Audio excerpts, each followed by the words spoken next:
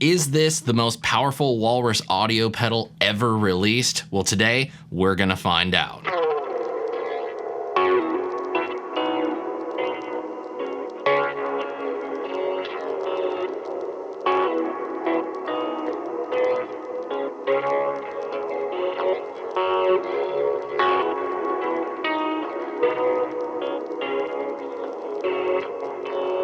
What's going on, my friends? It's your old pal Sean Pierce Johnson here, and welcome back to Stompbox Saturday. And on this week's episode, one I'm very excited for, we finally take a look at the Mako M1 high-fidelity modulation machine from Walrus Audio. Now, I have been a firm fan of the MAKO series since the introduction of the D1 back in 2020, and it was my hope at the time that modulation would be the next entry into that series. Sadly, it wasn't, but we did get the R1 and the ACS1, which I absolutely love. And those three Mako pedals currently sit on my main pedal board for gigging and even for studio work. I love them. And to see modulation finally added to the fold, I am so excited about. Because if there's one thing that Walrus Audio does really well, it's modulation. But we should really talk about the controls and the feature set so that we can get quickly to hearing how good this thing sounds. And before we get into the main part of the video, I would humbly like to request that you please click that subscribe button and ring the notification bell. Nothing has changed about the Mako format on the M1. We still have the same arrangement of the 6 knobs, 3 toggle switches, and 2 foot switches down at the bottom of the enclosure. The controls on the top row are rate and depth, which we usually see on modulation pedals and do exactly what you think they do. And the LoFi control. This is a bit more of a special control that we'll get into more detail on in a little bit. Then the bottom row has the tweak knob, the tune knob, and both of those are connected to a corresponding 3-way toggle switch underneath it. The tweak control allows you to control the shape of the waveform of the modulation effect, the rhythmic subdivision of the tap tempo foot switch, and the effect type. More on that in just a little bit. And then the tune knob is connected to the tone control. The Symmetry, a very interesting thing connected to the waveform of the modulation effect, which I'll show you in more detail soon. And then the X control, which always is a thing on Mako pedals and basically changes its function depending on what effect program you have, which we finally get to the center knob, and that is our program selection knob. We have 6 different modulation effects built into the Mako M1. Chorus, phaser, tremolo, vibrato, rotary speaker, and filter. Remember how I said that the type control was connected to the program select knob? Well, basically, at face value, it looks like we only have access to 6 modulation effects. Not so fast. By having the tweak knob in the type position and turning it to 3 different positions, we have access to 3 types of each modulation effect, bringing our effect total up from 6 to 18. Now let's talk more in detail about this LoFi control, which is essentially a blend control for a secondary layer of adjustments that can take this from a more pristine sounding modulation effect to something that sounds like we're listening to our grandparents' old radios or acetates. By pressing and holding down on the bypass foot switch, you have access to an additional layer of adjustments for low fidelity sounds. Those are connected to the tweak and the tune controls and their corresponding toggle switches. And as if the fun hadn't already gotten to a fever pitch, you can press and hold down on the tap tempo foot switch and introduce a skipping effect. Think of your old portable CD player when you're riding in the car with your parents and you hit a speed bump and all of a sudden it goes, it's kind of like that. Or it's also like a needle on a record that's broken and it just keeps going around the same groove over and over and over and over. And with all that explanation out of the way, it's finally time to hear this thing. But first, a note about the guitar rig. Every guitar is going to plug into a polytune from TC Electronic to keep us in tune and get a little bit of compression on the clean tones from a Strymon Compadre in the studio mode. The distortion that you hear will come from a Sonicake Rude Mouse, which is a rat-style distortion pedal, and then out to the Mako M1. We're going out stereo from the M1 into 2 amplifiers. Panned on the left will be my Orange Rocker Verb 100, which is going to the Boss TAE with a custom IR program and EQ setting that I feel brings out a lot more clarity to the tone.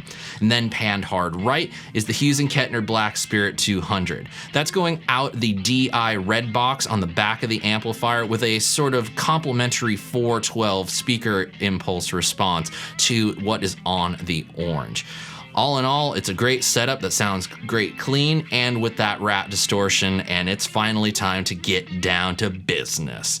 Instead of giving you a detailed rundown of every single thing that you can do with this pedal, because trust me, we could be here for a really long time, I'm going to instead use each effect program to show you not only my favorite sounds, but also a unique feature that I feel is best exemplified by the effect type, starting with the chorus. Now first, my favorite tone in stereo with the tri-stereo chorus.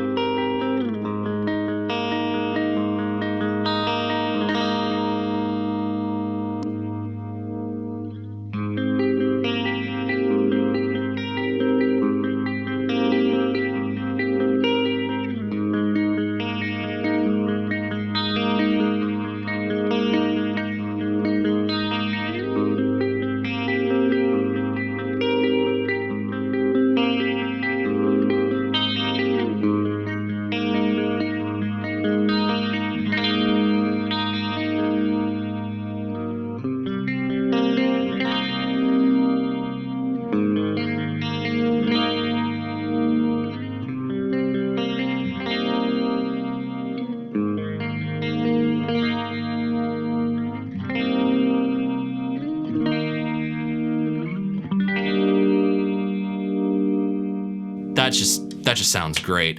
Eagle-eyed viewers will notice that the shape of the modulation was actually a triangle wave as opposed to the typical sine wave modulation. I felt like the triangle wave just really upped the ante when it came to the tri-stereo chorus and just worked out beautifully.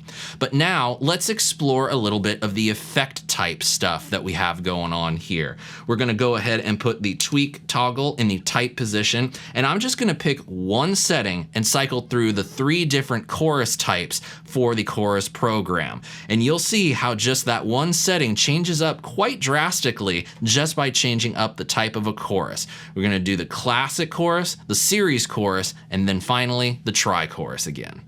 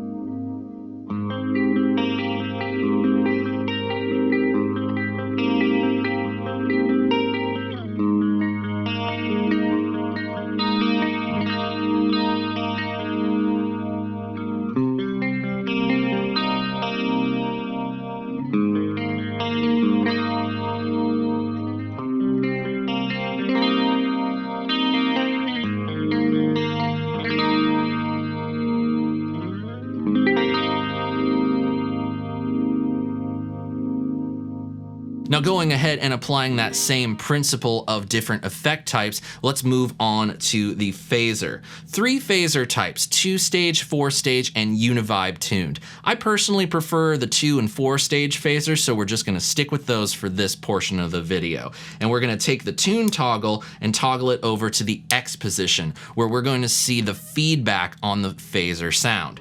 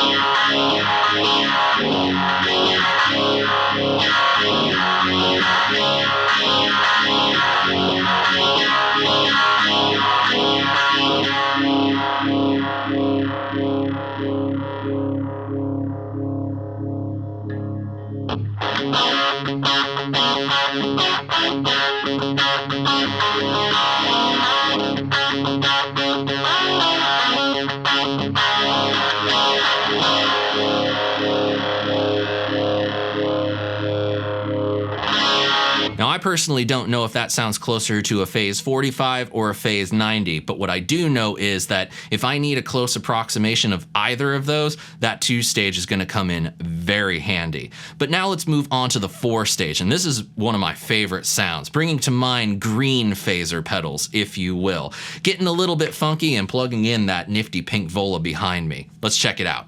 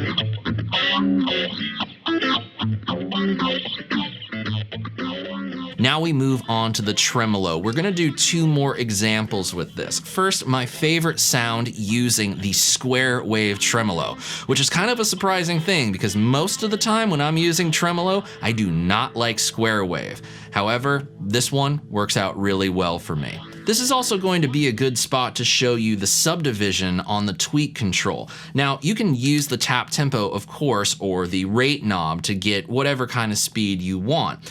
But it really helps for this really fast and choppy tremolo sound to be able to throw the tweak control in the division and turn it to the 8th note subdivision of whatever you tap in. That's really how I got such a fast speed and such a precisely fast speed.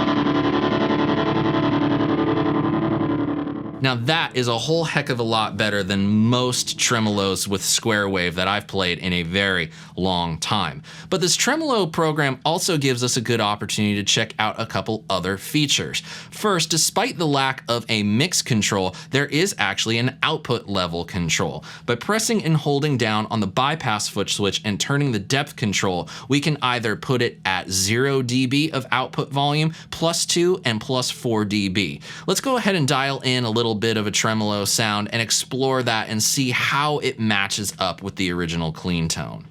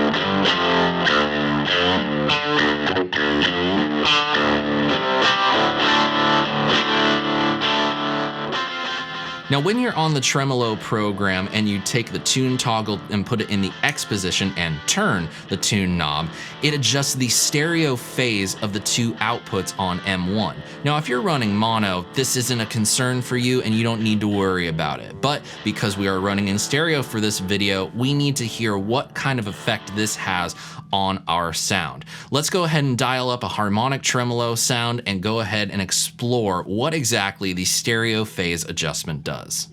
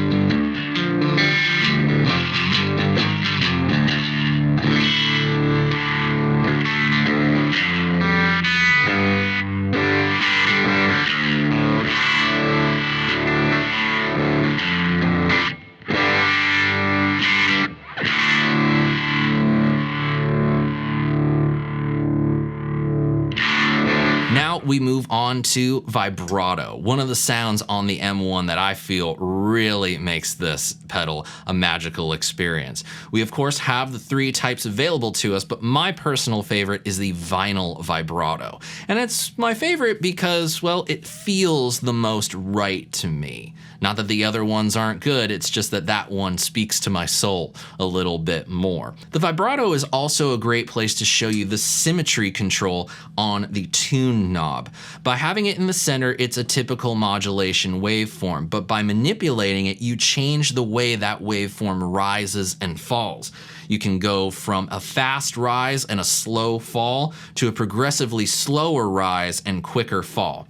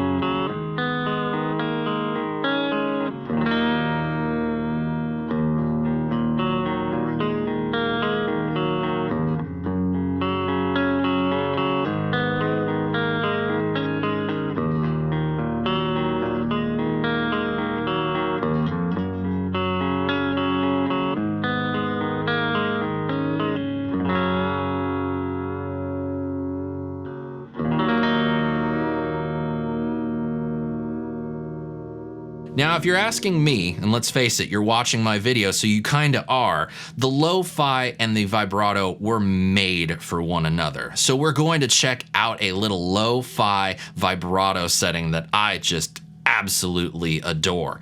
Now, not to say that it doesn't sound great by itself, but turning that lo-fi control full up and just getting all kinds of loss in it, man, you just gotta hear it to believe it.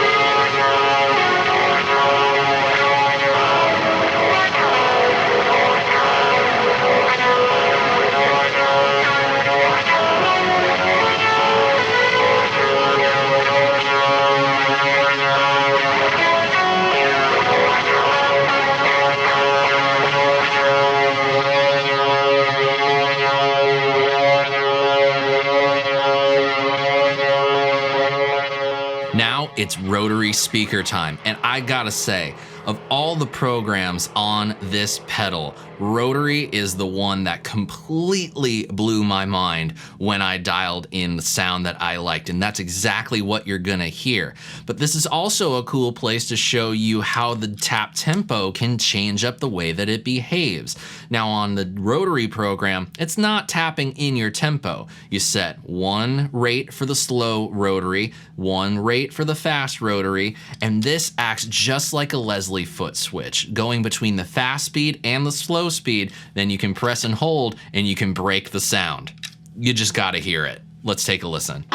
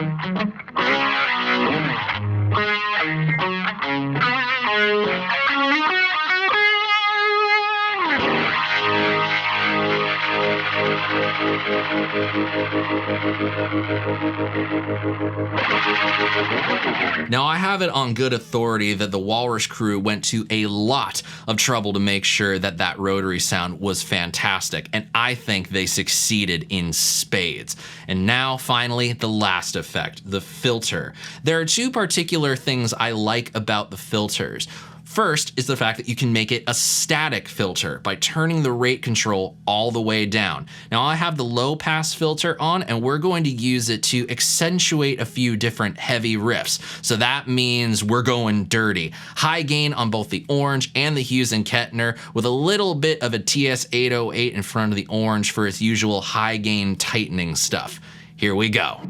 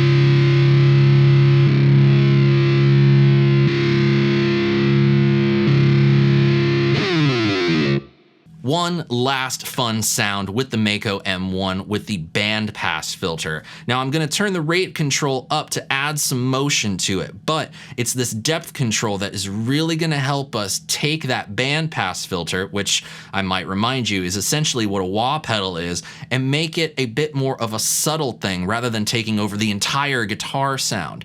But that motion and that subtlety, that layer of bandpass filter underneath is really going to provide us a nice pulse, and I feel plays off really well of the delay that we're going to use in this sound. Time to plug in the Ormsby and channel my worst Steve Vai licks.